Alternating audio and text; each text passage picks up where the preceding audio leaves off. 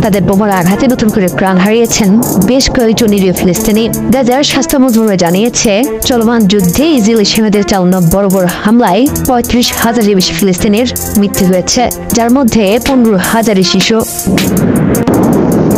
রোববার দিনভর একের পর এক গোলার আঘাতে কেঁপে ওঠে অবরুদ্ধ গাজা উপত্যকা। এদিন দখলদার ইসরায়েলি বাহিনী দক্ষিণাঞ্চলের পাশাপাশি গাজার উত্তরাঞ্চলেও একযোগে হামলা চালায়। এর মধ্যে রাফায় ইসরায়েল পূর্ণমাত্রা অভিযান শুরু করলে যুক্তরাষ্ট্র অস্ত্রের চালান স্থগিতের যে হুঁশিয়ারি দিয়েছে তার সঙ্গে একমত নয় যুক্তরাজ্য।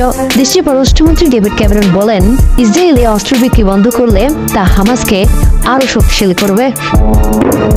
যদিও সব সতর্কবার্তা হুঁশিয়ারি উপেক্ষা করে রাফায় স্থল অভিযান চালাতে বদ্ধপরিকর ইসরায়েলের প্রধানমন্ত্রী বেনিয়ামিন নেতানিয়াহু, হামলার আতঙ্কে শহর ছাড়ছেন সাধারণ মানুষ।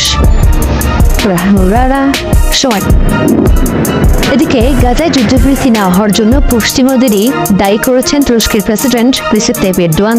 যুক্তরাষ্ট্র ইউরোপ ইসরায়েলের উপর যুদ্ধবন্ধে যথেষ্ট চাপ দিচ্ছে না বলে দাবিদার। একই অভিযোগ তুলেছে ফিলিস্তিনের স্বাধীনতাকামী সংগঠন হামাস।